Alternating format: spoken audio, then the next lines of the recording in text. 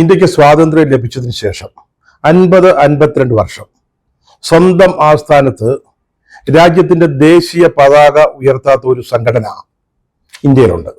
അതിന്റെ പേര് RSS എന്നാണ്, രാഷ്ട്രീയ സ്വയം സേവക് സംഘ്. ഇന്ത്യൻ സ്വാതന്ത്ര്യ സമരവുമായി യാതൊരു ബന്ധവുമില്ലാത്ത, അല്ലെങ്കിൽ ഇന്ത്യക്ക് സ്വാതന്ത്ര്യം ലഭിച്ചതിൽ ഒരു പങ്കുമില്ലാത്ത ഒരു സംഘടന അവിടെ ആസ്ഥാനത്ത് നാഗ്പൂരില് എന്തിനാണ് ദേശീയ പതാക ഉയർത്തുന്നത്?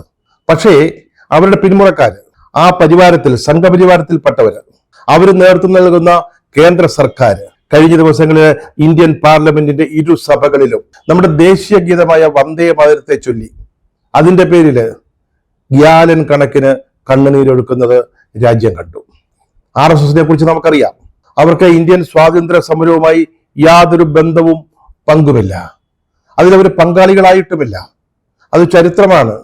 ഏറെക്കാലമൊന്നും പുറകിലേക്ക് പോകേണ്ട കാര്യമില്ല അത് മനസ്സിലാക്കാൻ.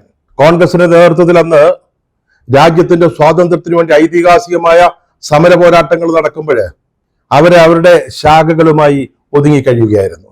അവരുടെ ഗുരുജി പറഞ്ഞ ഒരു കാര്യമുണ്ട്, അല്ലെങ്കിൽ അവർക്ക് നൽകിയ ഒരു നിർദ്ദേശമുണ്ട്: നിങ്ങൾ ഈ സ്വാതന്ത്ര്യ സമരത്തിൽ പങ്കെടുത്ത് നിങ്ങളുടെ ഊർജം നഷ്ടപ്പെടുത്തരുത്.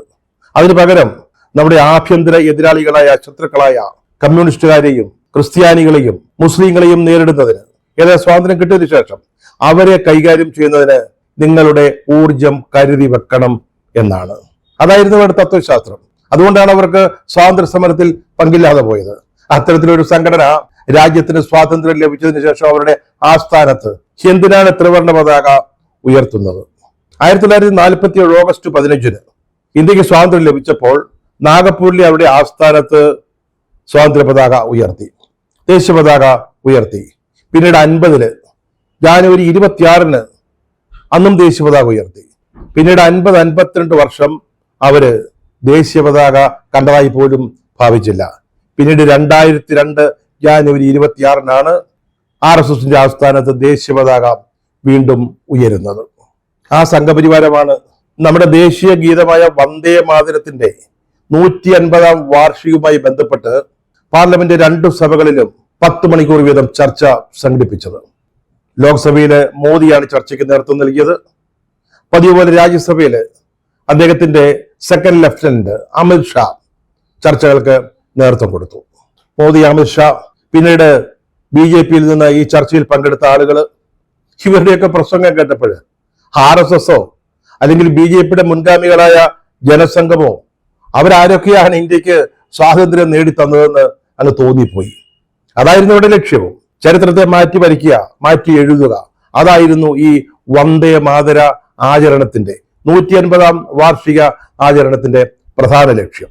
ബങ്കിം ചന്ദ്ര ചാറ്റർജി, അദ്ദേഹമാണ് വന്ദേ മാതരത്തിന്റെ രചയിതാവ്. ആനന്ദമഠം എന്ന നോവലിന്റെ ഭാഗമായിട്ടാണ് ഈ ഗാനം ഉണ്ടായത്. നോവൽ പ്രസിദ്ധീകരിക്കുന്നതിന് മുമ്പേ ഈ ഗാനം പ്രചാരത്തിലായിരുന്നു. പക്ഷേ ഇതിന് 150 വർഷം തികഞ്ഞു എന്നുള്ളതിന് അതിന് ഉപോത്ബലകമായ തെളിവുകളൊന്നുമില്ല, ചരിത്രപരമായ യാതൊരു തെളിവുകളുമില്ല. പക്ഷെ BJP അങ്ങ് തീരുമാനിച്ചു, BJP സർക്കാർ അങ്ങ് തീരുമാനിച്ചു, 150 വർഷം ആയിരിക്കുന്നു. 1872 1875 ഇടയ്ക്കാണ് ബങ്കിം ചന്ദ്ര ചാറ്റർജി ഈ ഗാനത്തെക്കുറിച്ച്, അല്ലെങ്കിൽ ഈ ഗാനം എഴുതുന്നതിനെ കുറിച്ച് ആലോചിച്ചു തുടങ്ങിയത്, അല്ലെങ്കിൽ അദ്ദേഹത്തിന്റെ ഭാവനയിൽ ഇതിന്റെ വിഷയം വന്നത് എന്നാണ് ചരിത്രകാരന്മാര്, ഇതുമായി ബന്ധപ്പെട്ട് പഠനം നടത്തിയിട്ടുള്ള ചരിത്രകാരന്മാരൊക്കെ പറയുന്നത്. ആനന്ദമഠം പ്രസിദ്ധീകരിച്ചത് 1881. പക്ഷെ അതിനുമുമ്പ് ഈ ഗാനം പ്രചാരത്തിലായിരുന്നു എന്ന് പറഞ്ഞു. ഇതേത് വർഷം എഴുതി എന്നാണ് എന്നുള്ളതിനെ കുറിച്ച് പറഞ്ഞല്ലോ, കൃത്യമായ യാതൊരു വിവരങ്ങളുമില്ല. പക്ഷേ BJP-യുടെ സർക്കാർ തീരുമാനിച്ചത് 1875 നവംബർ 7 അക്ഷയ നവമി ദിവസത്തിലാണ് ബങ്കിം ചന്ദ്ര ചാറ്റർജി ഈ ഗാനം രചിച്ചത് എന്നാണ്. അവർ വളരെ ബോധപൂർവം, മനഃപൂർവ്വം അല്ലെങ്കിൽ ബുദ്ധിപൂർവം ഈ ഗാനത്തിന്റെ രചനയ്ക്ക് ഒരു മതപരമായ ബന്ധം കൂടി ഈ തീയതി നിശ്ചയിച്ചതിലൂടെ, അക്ഷയ നവമി എന്ന പ്രത്യേക ആഘോഷ അവസരവുമായി ഇതിനെ ബന്ധിപ്പിച്ചതിലൂടെ ഉണ്ടാക്കിയെടുത്തു. പിന്നീട് കേന്ദ്ര സർക്കാർ ഒരു പത്രക്കുറിപ്പിൽ ഇതാണ് വന്ദേ മാതരത്തിന്റെ രചനാ തീയതി എന്ന് അങ്ങ് പ്രഖ്യാപിച്ചു. സർക്കാർ അങ്ങനെ പത്രക്കുറിപ്പ് ഇറക്കിയാൽ പിന്നെ നമുക്കൊന്നും പറയാൻ പറ്റത്തില്ലല്ലോ. അതും BJP സർക്കാരാണ്. അവരാണ് ഇത്തരം കാര്യങ്ങൾ തീരുമാനിക്കുന്നത്.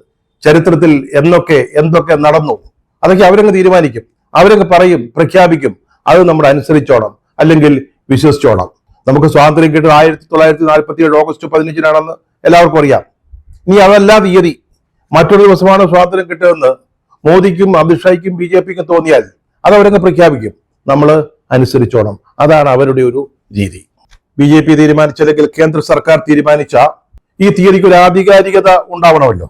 അതുകൊണ്ട് വന്ദേമാതര രചനയുടെ 150-ാം വാർഷികാഘോഷങ്ങളുടെ ഉദ്ഘാടനം കഴിഞ്ഞ നവംബർ 7-ാം തീയതി നമ്മുടെ പ്രധാനമന്ത്രി നരേന്ദ്രമോദി നിർവഹിക്കുകയും ചെയ്തു. അതുകൊണ്ട് ഇനി എക്കാലത്തും ചരിത്രത്തിൽ എക്കാലത്തും വന്ദേമാതരം രചിച്ച തീയതി നവംബർ 7 ആയിരിക്കും.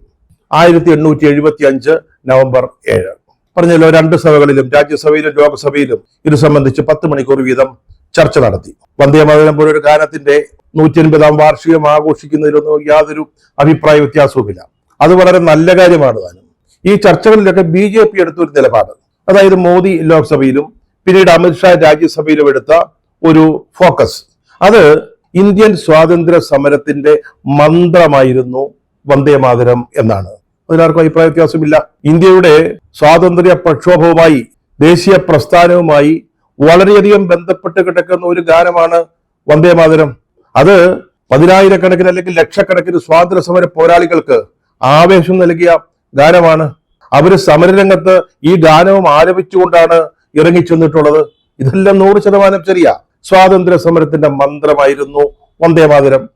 ആർക്കാണ് അഭിപ്രായ വ്യത്യാസം? പക്ഷെ അവിടെ ഉയരുന്ന ഒരു വളരെ പ്രധാനപ്പെട്ട ചോദ്യമുണ്ട്. ഈ സ്വാതന്ത്ര്യ സമരത്തിൽ വന്ദേമാതരത്തെ മന്ത്രമായി സ്വീകരിച്ച നമ്മുടെ സ്വാതന്ത്ര്യ പോരാട്ടത്തിൽ ഈ പ്രസംഗിക്കുന്നവർക്ക്, ഈ മുതലക്കണ്ണീർ ഒഴുക്കുന്നവർക്ക് എന്താണ് പങ്ക്? അവര് സ്വാതന്ത്ര്യ സമരത്തിൽ എവിടെയായിരുന്നു? RSSന് അല്ലെങ്കിൽ പറഞ്ഞല്ലോ ജനസംഘം, BJPയുടെ പൂർവ്വഗാമി, അവർക്കൊക്കെ എന്തായിരുന്നു ഈ സ്വാതന്ത്ര്യ സമരത്തിൽ പങ്കുണ്ടായിരുന്നത്? ഒന്നും ഉണ്ടായിരുന്നില്ല. അതാണ് സത്യം. മോദിയുടെയും അമിത്ഷായുടെയും ഈ അവകാശവാദം എന്ന് പറയുന്നതിൽ ഒരു സത്യപ്രസ്താവന എന്ന് തന്നെ സമ്മതിക്കുകയാണ്. അതിന് കോൺഗ്രസിന്റെ അധ്യക്ഷൻ മല്ലികാർജുന ഖാർഗെ രാജ്യസഭയിൽ നൽകിയ മറുപടി അത് BJPയുടെ ചെകിട്ടത്ത് ആഞ്ഞൊരടി കൊടുക്കുന്നതിന് തുല്യമായിരുന്നു. അദ്ദേഹം എന്താണ് പറഞ്ഞത്? 1921 നിസ്സഹകരണ പ്രക്ഷോഭത്തില് കോൺഗ്രസിന്റെ ധർമ്മഭടന്മാര്, കോൺഗ്രസിന്റെ നേതാക്കള്, 10,000-കണക്കിന് സമര സഖാക്കള് വന്ദേമാതരം പാടിക്കൊണ്ട് ജയിലറകളിലേക്ക് നടന്നു പോയപ്പോൾ RSSന്റെയും BJPയുടെയും ആദർശപരമായ മുൻഗാമികള് അല്ലെങ്കിൽ സംഘപരിവാരത്തിൽപ്പെട്ടവര് അന്ന് അവര് ബ്രിട്ടീഷ് യജമാനന്മാരുടെ പാദസേവ ചെയ്യുകയായിരുന്നു എന്നാണ് മല്ലികാർജുന ഖാർഗെ പറഞ്ഞത്. അതാണ് ചരിത്രപരമായ സത്യം. BJP ഉണ്ടാക്കാൻ ശ്രമിക്കുന്നത് മറ്റൊരു ചരിത്രമാണ്. പക്ഷെ മല്ലികാർജുന ഖാർഗെ പറഞ്ഞതാണ് സത്യമായ ചരിത്രം എന്ന് പറയുന്നത്. പാർലമെന്റിന്റെ ഡിബേറ്റുകളുടെ ചരിത്രത്തില് അദ്ദേഹത്തിന്റെ ഈ മറുപടി, അതായത് വന്ദേമാതര ഗാനങ്ങളുമായി ജയിലിലേക്ക് നടന്നുപോയ കോൺഗ്രസ് സമരഭടന്മാര്, ഇപ്പുറത്ത് ബ്രിട്ടീഷുകാർക്ക് ദാസ്യവേല ചെയ്ത RSSകാര്, ഈ 2 ശക്തികൾ തമ്മിലുള്ള ഈ കമ്പാരിസൺ അത് ഒരിക്കലും വിസ്മരിക്കാത്ത ഒരു രേഖയായി അവശേഷിക്കുന്ന കാര്യത്തിൽ യാതൊരു സംശയവുമില്ല. വന്ദേമാതരത്തിന്റെ 150-ാം വാർഷികം ആഘോഷിക്കാൻ തീരുമാനിച്ചതിന്റെ പിന്നില് പ്രധാനപ്പെട്ട 4 കാരണങ്ങൾ നമുക്ക് കാണാൻ കഴിയും. അതിലൊന്ന്, പശ്ചിമ ബംഗാളിൽ താമസിയാതെ നിയമസഭാ തെരഞ്ഞെടുപ്പ് നടക്കുന്നു എന്നുള്ളതാണ്. വന്ദേമാതരം പശ്ചിമ ബംഗാളിന്റെ സംഭാവനയാണ് ഇന്ത്യക്ക്, ഇന്ത്യയുടെ സംസ്കാരത്തിന്, ഇന്ത്യയുടെ സ്വാതന്ത്ര്യ സമരത്തിന്, ഇന്ത്യയുടെ ദേശീയ പ്രസ്ഥാനത്തിന് ബംഗാൾ നൽകിയ സംഭാവനയാണ് വന്ദേമാതരം എന്ന് പറയുന്നത്. ആ വന്ദേമാതരത്തിന്റെ ആദ്യത്തെ 2 സ്റ്റാൻസുകൾ മാത്രമാണ് നമ്മുടെ ദേശീയ ഗീതമായിട്ട് ഉൾപ്പെടുത്തിയിട്ടുള്ളത്. അതിന്റെ പിന്നിൽ പ്രവർത്തിച്ചത് കോൺഗ്രസ് ആണ്. അതിന് നേതൃത്വം കൊടുത്തത് നെഹ്റുവാണ്. മുസ്ലിങ്ങളെ പീഡിപ്പിക്കാൻ വേണ്ടിയാണ് അങ്ങനെ ചെയ്തത് എന്നൊക്കെയുള്ള ആരോപണങ്ങൾ, അത്തരത്തിലുള്ള വ്യാജ ചരിത്ര നിർമ്മിതി, അതിലൂടെ ബംഗാളിലെ ഭൂരിപക്ഷ സമുദായത്തിനിടയിൽ പ്രകോപനം സൃഷ്ടിക്കാൻ കഴിയും, അത് വോട്ടാക്കി മാറ്റാൻ കഴിയും എന്നുള്ള ചിന്തയിൽ നിന്ന്, ആ കണക്കുകൂട്ടലിൽ നിന്നാണ് BJP സർക്കാർ ഇപ്പോൾ വന്ദേമാതരത്തിന്റെ 150-ാം വാർഷിക ആഘോഷവുമായി വന്നത്. അതെല്ലാവർക്കും മനസ്സിലാവുന്ന കാര്യമാണ്. ഉടനെ അവിടെ തെരഞ്ഞെടുപ്പ് നടക്കാൻ പോവുകയാണ്. വന്ദേമാതരം പറഞ്ഞാല് ഒരുപക്ഷെ ബംഗാളികളുടെ വികാരത്തെ, ബംഗാളികളുടെ ആത്മാഭിമാനത്തെ സ്പർശിക്കാൻ സാധിക്കും എന്ന് BJPയിലെ ബുദ്ധിരാക്ഷസന്മാര് കണക്ക് കൂട്ടിയിട്ടുണ്ട്. അതിനെ മുതലെടുക്കാനാണ് ശ്രമം. നോക്കൂ, ഇന്ത്യയുടെ ദേശീയ ഗീതമാണ്, എല്ലാവരും അംഗീകരിക്കുന്നതാണ്. ആ ദേശീയ ഗീതത്തെ ഒരു രാഷ്ട്രീയ മുതലെടുപ്പിന് അല്ലെങ്കിൽ തെരഞ്ഞെടുപ്പ് രാഷ്ട്രീയത്തിന് വേണ്ടി, അതിൽ ലാഭമുണ്ടാക്കാൻ വേണ്ടി ഉപയോഗിക്കുന്നു. എത്ര സങ്കടകരമായ അവസ്ഥയാണിത്. അതാണ് പാർലമെന്റിലെ ഈ വാർഷിക ആഘോഷ 150-ാം വാർഷിക ആഘോഷത്തിന് പിന്നിലുണ്ടായിരുന്ന പ്രധാനപ്പെട്ട കാരണം. മറ്റൊന്ന് നേരത്തെ സൂചിപ്പിച്ചതാ, വന്ദേ മാതരത്തിന്റെ ചുവട് പിടിച്ച് ഒരു പുതിയ ചരിത്ര നിർമ്മാണത്തിനുള്ള സാധ്യതകൾ, അല്ലെങ്കിൽ ചരിത്രത്തെ ഒന്ന് പുതുക്കി എഴുതുക, മാറ്റി എഴുതുക എന്നുള്ളത്. പാഠപുസ്തകങ്ങളിലെ പരിഷ്കാരങ്ങൾ വരുത്തിയും ദേശീയ സ്മാരകങ്ങൾ വരുതിയിലാക്കിയുമൊക്കെ അതിനുള്ള ശ്രമങ്ങൾ അവർ നേരത്തെ തന്നെ തുടങ്ങിയിട്ടുണ്ട്. ചില നഗരങ്ങളുടെ പേര് മാറ്റുന്നതിൽ പോലും ഈ ഒരു രാഷ്ട്രീയം അടങ്ങിയിട്ടുണ്ട്. പുതിയ ചരിത്ര നിർമ്മിതി, സ്വന്തമായി ചരിത്രമില്ലാത്തവർക്ക്, അല്ലെങ്കിൽ രാജ്യത്തിന്റെ മഹിതമായ ചരിത്രത്തിൽ, പാരമ്പര്യത്തിൽ ഒരു പങ്കും അവകാശപ്പെടാനില്ലാത്തവർക്ക് ഇത്തരത്തിലെ വ്യാജ ചരിത്രങ്ങൾ നിർമ്മിക്കുകയല്ലാതെ മറ്റെന്താണ് വഴി? അതിനുള്ളൊരു ശ്രമം. അതായത് നേരത്തെ പറഞ്ഞതുപോലെ വന്ദേ ഭാരതത്തിന്റെ ആദ്യ 2 സ്റ്റാൻസ മാത്രമാണ് ദേശീയ ഗീതമായിട്ട് ഉൾപ്പെടുത്തിയത്. അത് ആ ഗാനത്തിന്റെ വിഭജനം, അത് ഇന്ത്യയുടെ വിഭജനത്തിന് തുടക്കം കുറിച്ചു എന്നുള്ള വ്യാഖ്യാനങ്ങൾ, നറേറ്റീവ്സ് ആണ് മോദിയും അമിത്ഷായും മറ്റ് BJP നേതാക്കളും ഒക്കെ പുറത്തേറ്റ് വിടുന്നത്. ഒരു ഗാനത്തിന്റെ ചില ഭാഗങ്ങൾ ഒഴിവാക്കിയത് അതിന് ചില കാരണങ്ങളുണ്ടായിരുന്നു, അത് പിന്നീട് പറയാം. അത് ഇന്ത്യയുടെ വിഭജനത്തിന് കാരണമായെന്ന്. ഇന്ത്യയും പാകിസ്ഥാനും തമ്മിൽ 2 രാജ്യങ്ങൾ രൂപപ്പെട്ടു വന്നതിന്റെ പിന്നിൽ അതാണ് പ്രവർത്തിച്ചതെന്ന് ഈ നറേറ്റീവ്സ് ആണ് കൊണ്ടുവരുവാന് BJP ആഗ്രഹിക്കുന്നത്, അല്ലെങ്കിൽ ശ്രമിക്കുന്നത്. പിന്നീട് രാജ്യം നേരിടുന്ന നിരവധിയായ പ്രശ്നങ്ങൾ. ഇപ്പൊ പാർലമെന്റിന്റെ വിന്റർ സെഷൻ നടന്നുകൊണ്ടിരിക്കുന്നത്, അവിടെ ഇതൊന്നും ചർച്ചയ്ക്ക് വരരുത്. രാജ്യത്തിന്റെ ശ്രദ്ധ അത്തരം കാര്യങ്ങളിലേക്ക് പോകരുത്. ഡോളറുമായുള്ള വിനിമയ നിരക്കിന്റെ കാര്യത്തിൽ ഇന്ന് നമ്മുടെ രൂപ എവിടെയാണ് നിൽക്കുന്നത് എന്നത് ആലോചിക്കേണ്ട കാര്യമാണ്. ഒരു ഡോളറിന് 90 രൂപ കൊടുക്കണം. ഇതുപോലെ ഇന്ത്യൻ രൂപയുടെ വില ഇടിഞ്ഞ ഒരു സാഹചര്യം അല്ലെങ്കിൽ ഒരു സന്ദർഭം നമ്മുടെ ചരിത്രത്തിൽ ഉണ്ടായിട്ടില്ല. നരേന്ദ്രമോദി ഗുജറാത്ത് മുഖ്യമന്ത്രി ആയിരിക്കുന്ന സമയത്ത് അന്ന് ഡോളറിന്റെ വില അല്പം കുറഞ്ഞു. ഇതുപോലെയൊന്നും കുറഞ്ഞില്ല. 70 72 രൂപയായി, കൃത്യമായിട്ട് ഓർക്കുന്നില്ല. അന്ന് അദ്ദേഹം നടത്തിയ ഒരു പ്രസംഗമുണ്ട് കോൺഗ്രസിന്റെ ഗവൺമെന്റിനെതിരായിട്ട്, കോൺഗ്രസിന്റെ ഭരണ വീഴ്ചകൾക്കെതിരായിട്ട് നരേന്ദ്രമോദി നടത്തിയ ഒരു ഊക്കൻ പ്രസംഗം. അതൊക്കെ ഇന്ന് ജനങ്ങൾ ഓർത്തിരിക്കുക. ഇവ 90 രൂപയാ, 88, 89, 90 അങ്ങനെ മാറി മാറി നിൽക്കുകയാ. നമ്മുടെ ഇന്ത്യൻ രൂപയുടെ വില ഡോളറുമായി തട്ടിച്ചു നോക്കുമ്പോൾ കൂപ്പ് കുത്തി കിടക്കുക. അതുപോലെ തന്നെ സാധാരണ ആളുകൾ അവർക്ക് ജീവിക്കാൻ പാടുപെടുകയാണ് പല കാര്യങ്ങളായിട്ട്. നമ്മുടെ സ്വത്ത്, രാജ്യത്തിന്റെ സ്വത്ത് 2 3 ശതകോടീശ്വരന്മാരുടെ കയ്യിൽ അമർന്നിരിക്കുകയാണ്, കേന്ദ്രീകരിച്ചിരിക്കുകയാണ്. ഈ ഗവൺമെന്റ് ഭരിക്കുന്നത് തന്നെ അവർക്ക് വേണ്ടിയാണ്, സാധാരണക്കാർക്ക് വേണ്ടിയല്ല. എന്തിന് ഇന്ത്യയോ പോലൊരു വിമാന കമ്പനിയെ നിയന്ത്രിക്കാൻ പോലും സർക്കാരിന് സാധിക്കുന്നില്ല. കഴിഞ്ഞ ദിവസങ്ങളിൽ നമ്മുടെ വിമാനത്താവളങ്ങളിൽ എന്തൊക്കെയാണ് നടന്നുകൊണ്ടിരുന്നെന്നുള്ളത് നമ്മളെല്ലാവരും ടെലിവിഷൻ ചാനലുകളിൽ കണ്ടതാണ്. ഇതുപോലൊരു ചരിത്രം ഉണ്ടായിട്ടുണ്ടോ? ഇവരെയൊക്കെ നിയന്ത്രിക്കാൻ ആർക്കാണ് നേരം, സമയം, അല്ലെങ്കിൽ കഴിവ്? ഇതൊക്കെയാണ് നമ്മൾ കണ്ടുകൊണ്ടിരിക്കുന്നത്. അപ്പൊ ഇതൊന്നും ചർച്ച ചെയ്യരുത്, പാർലമെന്റിലൊന്നും വരരുത്, വോട്ട് ചോരി വരരുത്. പക്ഷെ ഇന്നലെ വോട്ട് ചോരി ചർച്ച ചെയ്യാൻ നിർബന്ധിതമായി. കോൺഗ്രസിന് നിർബന്ധത്തെ തുടർന്ന്, പ്രതിപക്ഷം എതിർത്തതിനെ തുടർന്ന്, ഇന്ത്യ സഖ്യം ഒന്നിച്ചു നിന്ന് ആവശ്യപ്പെട്ടതിനെ തുടർന്ന് അത് ചർച്ച ചെയ്യാൻ അവര് തയ്യാറാവേണ്ടി വന്നു. നിരവധി പ്രശ്നങ്ങളിൽ നിന്ന് രാജ്യത്തിന്റെ ശ്രദ്ധയെ മാറ്റിക്കൊണ്ടുപോവുക. ഒന്നാം തരം ഒരു രാഷ്ട്രീയ അടവ്. അതിന് ഇതുപോലെ വളരെ വൈകാരികമായ ഒരു വിഷയം. സാധാരണ വിഷയങ്ങൾ കൊണ്ട് അത് സാധിക്കില്ല, വൈകാരികമായിരിക്കണം. അതിനാണ് വന്ദേ മാതരത്തില് കയറി പിടിച്ചിരിക്കുന്നത്. 4മത്തേത് രാഷ്ട്രീയമായിട്ട് BJPക്ക് ഏറ്റവും പ്രധാനപ്പെട്ട കാര്യമാണ്. രാഷ്ട്രശില്പിയായ ജവഹർലാൽ നെഹ്റുവിനെ 10 പള്ളു പറയാൻ കിട്ടുന്ന ഒരവസരം, അത് ഉപയോഗിക്കുക. നുണകൾ, എന്ത് നുണകൾ വേണമെങ്കിലും പറയും. നെഹ്റു എഴുതാത്ത കത്തിനെ കുറിച്ച് നെഹ്റു എഴുതിയെന്ന് പറയും, നെഹ്റു പറയാത്ത കാര്യങ്ങൾ പറഞ്ഞു എന്ന് പറയും. അങ്ങനെ നെഹ്റുവിനെ ഒരു വില്ലനായി രാജ്യത്തിന് മുമ്പിൽ പ്രതിഷ്ഠിക്കുക, അല്ലെങ്കിൽ അവതരിപ്പിക്കുക, അല്ലെങ്കിൽ രാജ്യത്തെ അങ്ങനെ വിശ്വസിപ്പിക്കാൻ നോക്കുക. അതിനുള്ള ഒരു തന്ത്രം, അതും ഈ 2 സഭകളിലെയും ചർച്ചകളിൽ BJP പയറ്റിയ തന്ത്രമാണ്. ഇന്ത്യയുടെ സ്വാതന്ത്ര്യ സമര ചരിത്രം വളരെ മഹിതമായ ഒന്നാണ്. അതിന്റെ ഒരു ഏടുകളിൽ, ഒരു പേജുകളിലും ഇവർക്കൊരു അവകാശം പറയാനില്ല. കോൺഗ്രസിന്റെ ഒരു നേതാക്കൾ പോലും ജയിലിലായപ്പോഴ് ബ്രിട്ടീഷ് അധികാരികൾക്ക് മാപ്പ് എഴുതി കൊടുത്തിട്ട് രക്ഷപ്പെട്ടിട്ടില്ല. അവരൊക്കെ നേരത്തെ ഖാർഗെ പറഞ്ഞതുപോലെ ദേശീയ ഗീതം ആലപിച്ചുകൊണ്ട് ജയിലിലേക്ക് പോവുകയാണ് ചെയ്തത്. ലോക്സഭയിൽ നടന്ന ചർച്ചയിൽ പ്രിയങ്ക ഗാന്ധി പറഞ്ഞൊരു പ്രധാനപ്പെട്ട കാര്യമുണ്ട്. മോദി പ്രധാനമന്ത്രിയായി രാജ്യം ഭരിച്ചിടത്തോളം കാലം പണ്ഡിറ്റ് ജവഹർലാൽ നെഹ്റു ജയിലിൽ കഴിഞ്ഞിട്ടുണ്ട്. നെഹ്റു മാത്രമല്ല, നെഹ്റുവിനെ ആക്ഷേപിച്ചതുകൊണ്ട് നെഹ്റുവിന്റെ അനുഭവം പ്രിയങ്ക ഗാന്ധി പറഞ്ഞതാണ്. ഗാന്ധി അടക്കമുള്ള നേതാക്കൾ, എത്രയെത്ര നേതാക്കൾ, എത്രയെത്ര പ്രവർത്തകർ, ധർമ്മപരന്മാര് ജയിലിൽ കഴിഞ്ഞവർ, അവരാരും എന്നെ മോചിപ്പിച്ചാല് ഞാനും എന്റെ കുടുംബവും എന്റെ സഹപ്രവർത്തകരും എന്റെ സംഘടനയും എല്ലാം ബ്രിട്ടീഷ് യജമാനന്മാരുടെ ദാസ്യപ്പണി ചെയ്യാമെന്ന് എഴുതി കൊടുത്തിട്ടില്ല. അവർ പോരാടിയവരാണ്. ധൈര്യപൂർവ്വം എഴുന്നേറ്റ് നിന്ന് ബ്രിട്ടീഷ് സാമ്രാജ്യത്തിന്റെ ശക്തിയെ, വൻ ശക്തിയെ വെല്ലുവിളിച്ചവരാ അന്ന് ഈ സമരത്തിൽ പങ്കെടുത്തവര്. അന്ന് ഈ സംഘപരിവാരത്തിന്റെ പഴയ ആളുകൾ, നേതാക്കള് മാപ്പപേക്ഷ എഴുതിക്കൊണ്ടിരിക്കുകയായിരുന്നു ബ്രിട്ടീഷ് സാമ്രാജ്യത്വത്തിന് സമർപ്പിക്കാൻ, എന്നിട്ട് ജയിലിൽ നിന്ന് രക്ഷപ്പെടാൻ.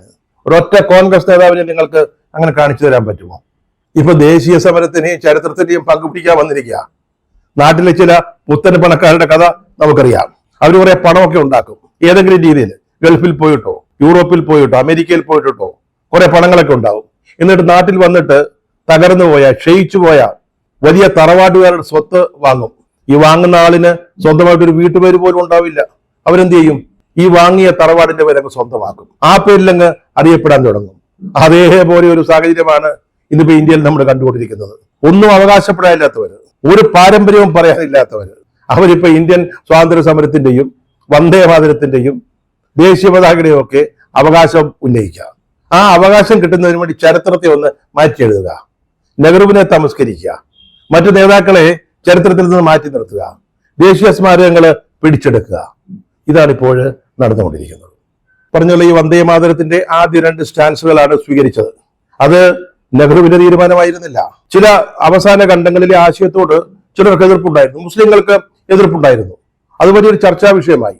മഹാത്മാഗാന്ധി, സുഭാഷ് ചന്ദ്രബോസ്, മദൻ മോഹൻ മാളവ്യ, JB കൃപലാനി ഇവരൊക്കെ കൂടെ ചേർന്നിട്ട് ആലോചിച്ചാണ് ഈ ഒരു തീരുമാനം എടുക്കുന്നത്. ഈ ആശയം പറഞ്ഞത് ആരാ? മഹാകവി രവീന്ദ്രനാഥ് ടാഗോറ. ഗുരുദേവൻ പറഞ്ഞതനുസരിച്ചാണ് ഈ ആദ്യത്തെ 2 സ്റ്റാൻസുകൾ ദേശീയ ഗീതമായി സ്വീകരിക്കുന്നത്. ആദ്യ 2 സ്റ്റാൻസുകൾ മാത്രം സ്വീകരിക്കുന്നതിൽ ഒരു ബുദ്ധിമുട്ടും കാണുന്നില്ല എന്ന് ഗുരുദേവൻ പിന്നീട് പറഞ്ഞിട്ടുണ്ട്. അത് ചരിത്ര രേഖയാണ്. ഇതൊക്കെ മറന്നുകൊണ്ടാണ് ഇതിന്റെ ഉത്തരവാദിത്വം നെഹ്റുവിന്റെ മാത്രം തലയിൽ കെട്ടിവെക്കാൻ ശ്രമിക്കുന്നത്. വന്ദേമാതരത്തെ സ്വാതന്ത്ര്യ സമര ഗീതമായിട്ട് പ്രഖ്യാപിച്ചതാരാ? കോൺഗ്രസ് ആണ്. 1937 കോൺഗ്രസ് സമ്മേളനത്തിന്. അതിനുശേഷം സ്വാതന്ത്ര്യ സമരവുമായി ഏറെ ബന്ധപ്പെട്ട് നിൽക്കുന്ന ഒരു ഗാനമായത്. പിന്നീട് രാജ്യം സ്വാതന്ത്ര്യം പ്രാപിച്ച് കോൺഗ്രസ് ഗവൺമെന്റ് ഉണ്ടായപ്പോൾ വന്ദേമാതരത്തെ ദേശീയ ഗീതമായിട്ട് അംഗീകരിച്ചു. അതാണ് ചരിത്രം, ഇതാണ് വസ്തുത, ഇതാണ് സത്യം. അതിനെയൊക്കെ മറച്ചു പിടിച്ചുകൊണ്ട് പുതിയൊരു ചരിത്ര രചനയ്ക്ക് ഒരുങ്ങുകയാണ് BJP. വന്ദേമാതരം ആലപിച്ചുകൊണ്ട് സമരരംഗത്തിറങ്ങിയവരെയൊക്കെ ബ്രിട്ടീഷുകാരെ പരമാവധി ദ്രോഹിച്ചു. അന്നൊക്കെ ഖാർഗെ പറഞ്ഞതുപോലെ ഈ RSSകാരും മറ്റും ബ്രിട്ടീഷ് സാമ്രാജ്യത്വത്തിന് വിടുപണി, ദാസ്യവേല ചെയ്യുകയായിരുന്നു. ഇപ്പൊ അധികാരത്തിൽ വന്നപ്പോൾ BJPക്ക് ദേശീയ പതാക വേണം, വന്ദേമാതരം വേണം. അതെല്ലാം അവരുടെ സ്വന്തമാക്കാൻ ശ്രമിക്കുക. ദേശീയ പതാക ഉയർത്താൻ മടിച്ച ടീംസാണ്. അവര് പിന്നീട് ഹർ ഘർ തിരങ്ക വലിയ ആഘോഷമാക്കി. എല്ലാ വീടുകളിലും ദേശീയ പതാക ഉയർത്തണമെന്ന് ആവശ്യപ്പെട്ടു.